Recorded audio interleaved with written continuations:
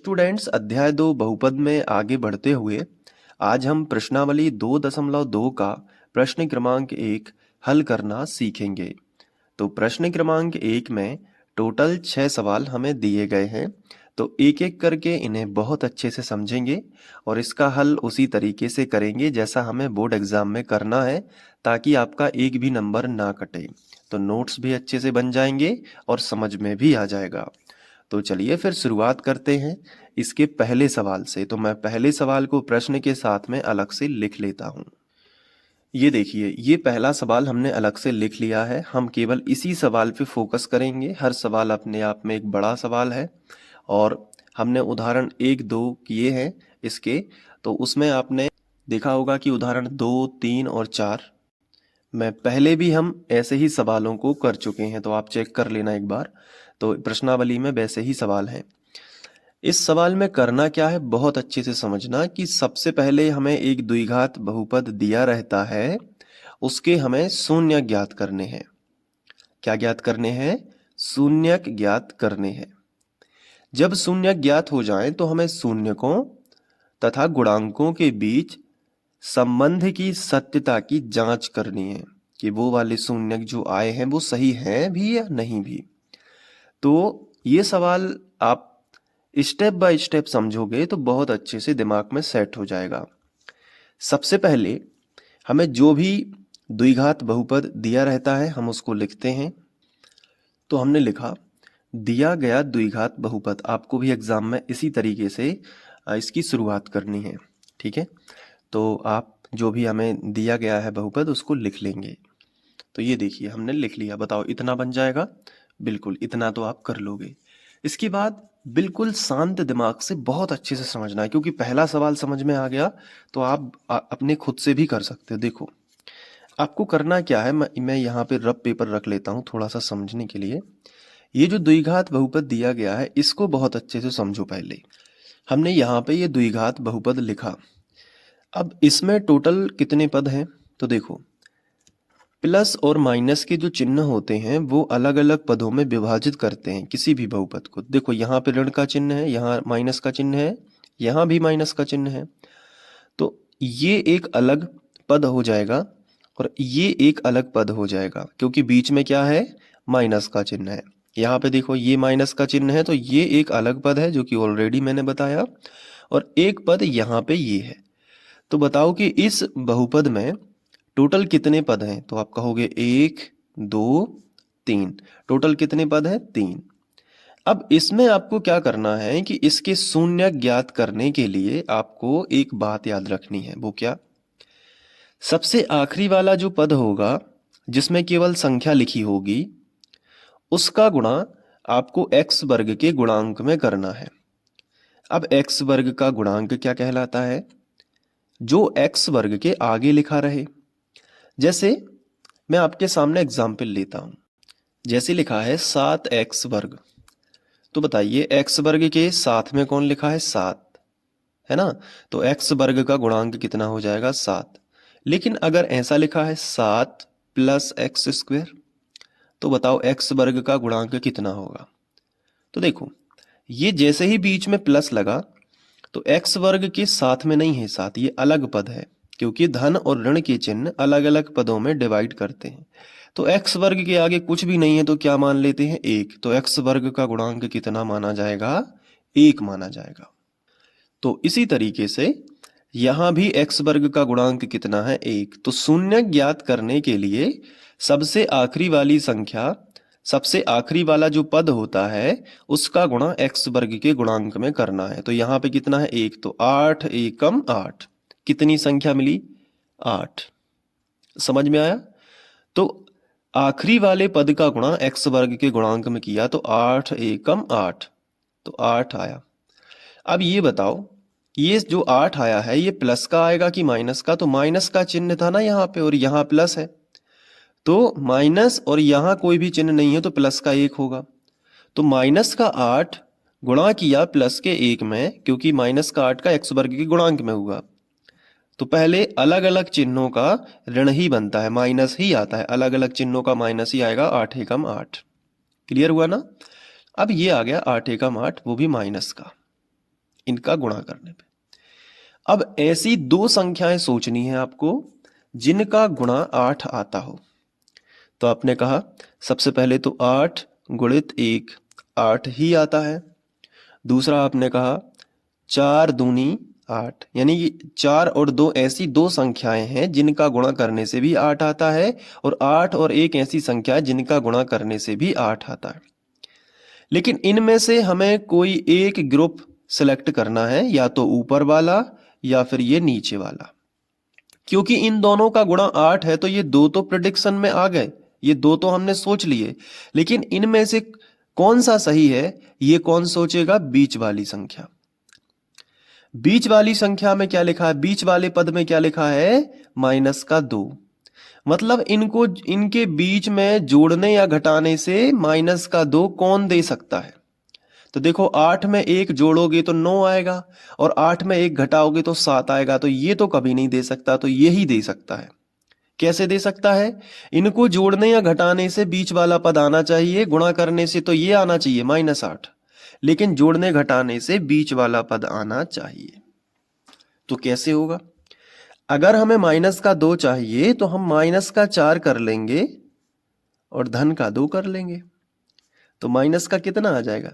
अगर -4 में से +2 चले जाएंगे तो -4 ही आएगा ना। समझ में आई बात मेरी? इसका मतलब ये है कि नीचे वाला पद जो है वो सही है।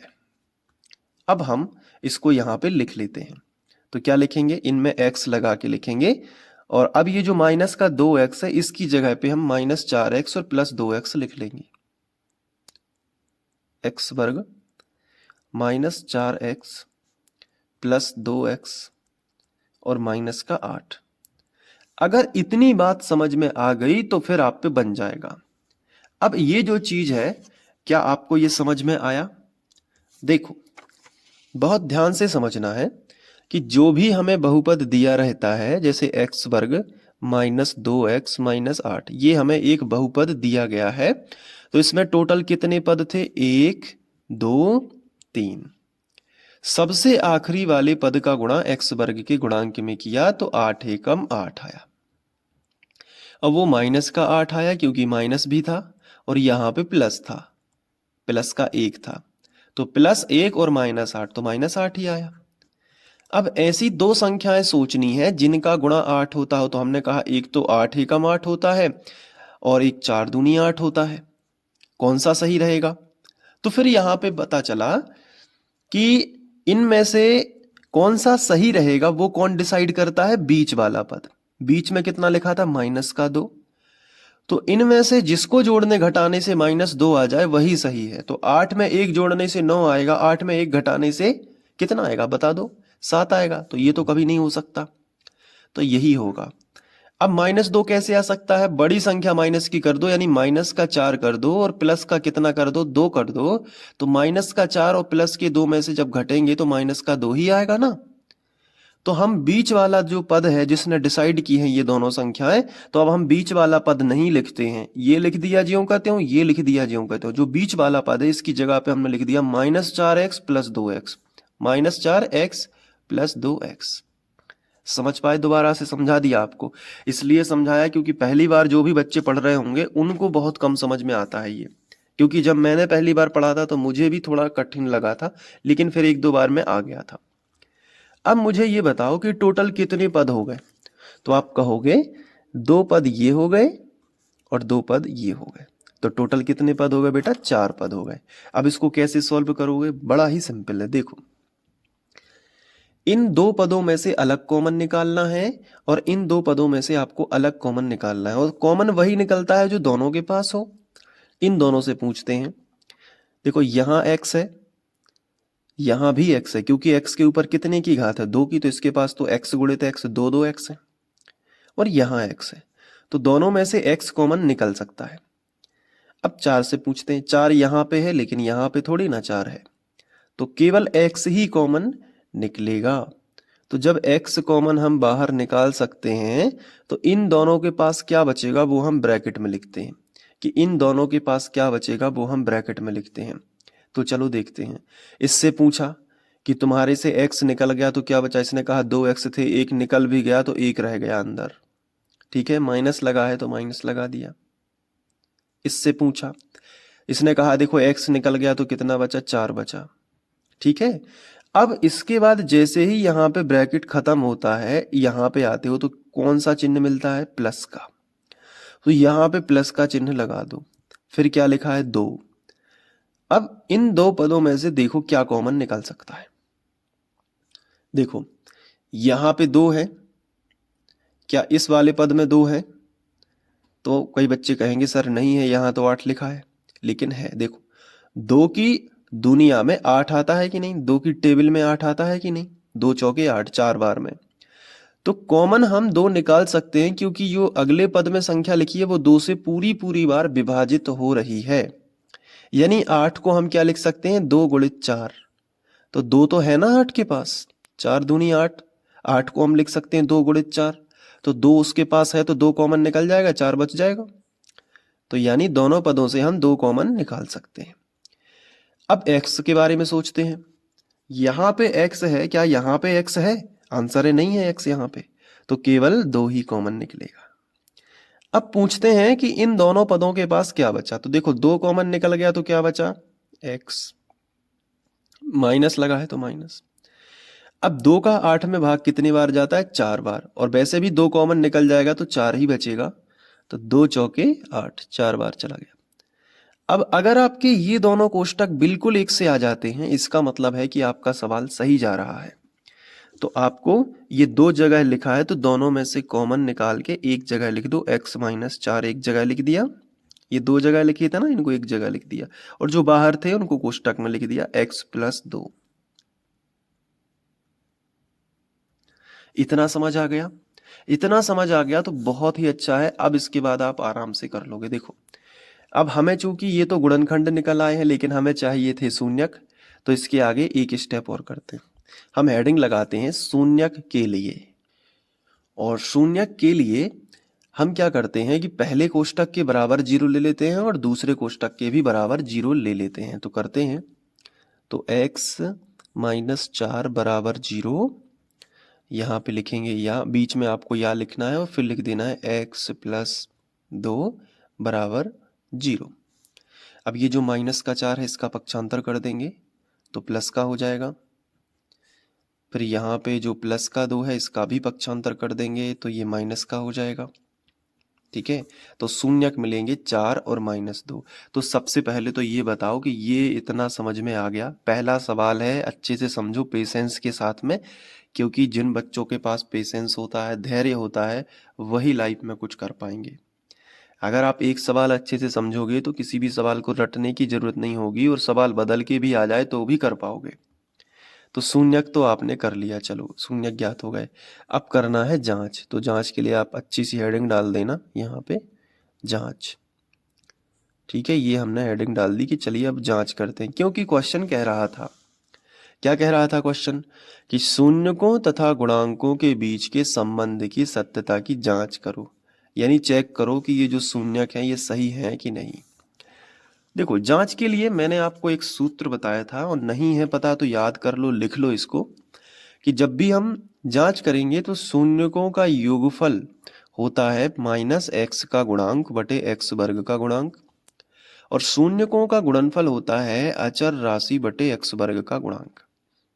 यानी कि आप ये सूत्र याद करना बेहद ही आसान है। बटे में देखो बिल्कुल सेम लिखा है ना, बटे में यहाँ एक्स वर्ग का गुणांक लिखा है, यहाँ भी एक्स वर्ग का गुणांक, तो बटे वाला तो बिल्कुल सेम है, सिर्फ ऊपर का याद रख लो। जब योगफल हो तो माइनस एक्स का गुणांक, जब गुणनफल हो तो केवल अचर राशि।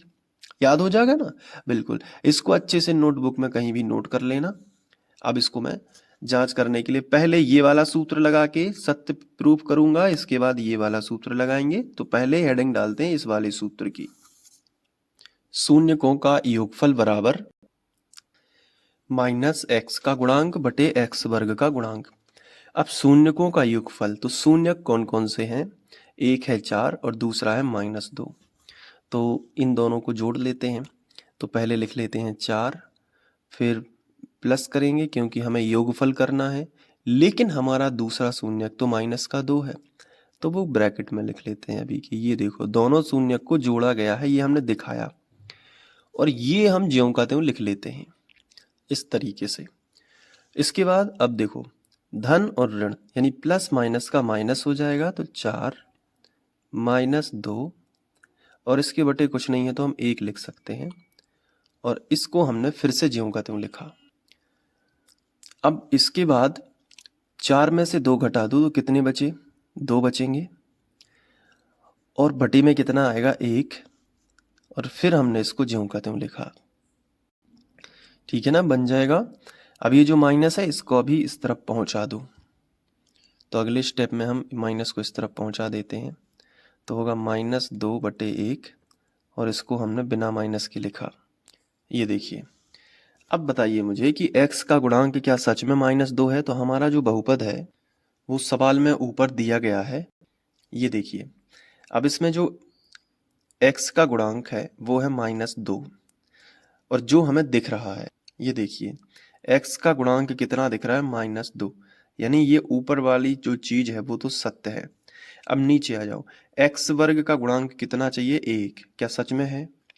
यहाँ देखो, ये x वर्ग है, इसका गुणांक है कितना? 1, कुछ भी नहीं है तो कितना माना जाएगा? 1 माना जाएगा। तो इसलिए ये वाली चीज भी बिल्कुल सत्य है, तो हम लिखेंगे जो कि सत्य है। तो ये आप कर पाओगे। तो सबसे पहला है शून्यकों का योगफल, और इसका हमने प्रूफ दे दिया ऐसा करके, इतना कर लोगे ना। अब जब शून्यकों का योगफल हमने निकाल लिया है, तो अब हम क्या करेंगे? शून्यकों का गुणनफल भी निकालेंगे और देखेंगे क्या ये भी सत्य है। तो अब हम हेडिंग डालेंगे शून्यकों का गुणनफल बराबर अचर राशि बटे x वर्ग का गुणांक। तो ये हमने लिख लिया। अब शून्यक जो है हमारे वो हैं 4 और -2, तो इनका गुणनफल करना है। तो यहाँ पे हम लिखेंगे 4 गुणित -2, और बटे में कुछ नहीं है तो हम 1 लिख सकते हैं, बराबर, ये हम ज्यों का त्यों लिखेंगे। ये देखिए, अब ऊपर ऊपर का गुणा होता है और नीचे का 1 तो ज्यों का त्यों रहेगा। तो 4 दूनी 8, पहले संख्या का संख्या में किया तो कितना आया? 8, और ये माइनस लगा दिया है। क्यों? क्योंकि यहाँ पे ऑलरेडी प्लस है, तो अलग अलग चिन्ह है तो माइनस ही आएगा, और बटे में कुछ नहीं है तो क्या करेंगे? 1, बराबर, और ये पूरा फिर से ज्यों का त्यों। ये देखिए, अब यहाँ पे देखने से पता चल रहा है कि अचर राशि कितनी दिखाई दे रही है? -8। क्या सच में है हमारे द्विघात बहुपद में? आ जाओ देख लेते हैं। ये देखो, ये अचर राशि कहलाती है, जो सबसे आखिरी में होता है, जो संख्या होता है उसे अचर राशि। -8 सच में है, यानी ऊपर की बात तो बिल्कुल सही है। क्या x वर्ग का गुणांक 1 है? तो वो तो हमें पता ही है कि जो x वर्ग है उसका गुणांक 1 ही है। इस तरीके से ये भी प्रूफ हो गया, सत्य हो गया। तो नीचे लिखेंगे जो कि सत्य है। तो ये हो गया सवाल। अब आप इसको अच्छे से नोट कर लीजिए। यहां से आपको लिखना स्टार्ट करना है। ये देखिए, स्क्रीनशॉट मार दीजिएगा। इसके बाद यहाँ पे, फिर इसके बाद यहाँ पे, फिर यहाँ पे, फिर इसके बाद ये यहाँ पे। ठीक है, तो इसकी एक बार प्रैक्टिस कर लेना अच्छे से, 1 से 2 बार प्रैक्टिस करना है। मतलब जो भी गणित में सवाल हैं उनकी प्रैक्टिस भी जरूरी है। आपने समझ लिया ठीक है, लेकिन आप भूल भी सकते हो, इसलिए रिवीजन के लिए नोट्स बनवा रहा हूँ साथ में। नोट्स बनाते जाओ और प्रैक्टिस करते जाओ। तो कभी भी आपको क्लास टीचर या कोई कोचिंग में करने के लिए देगा, स्कूल में करने के लिए देगा, तो आप उसको अच्छे से कर दोगे, बोर्ड पे भी कर दोगे। ठीक है, तो मिलते हैं नेक्स्ट वीडियो लेक्चर में, इसका हम दूसरा क्वेश्चन करेंगे। Thank you.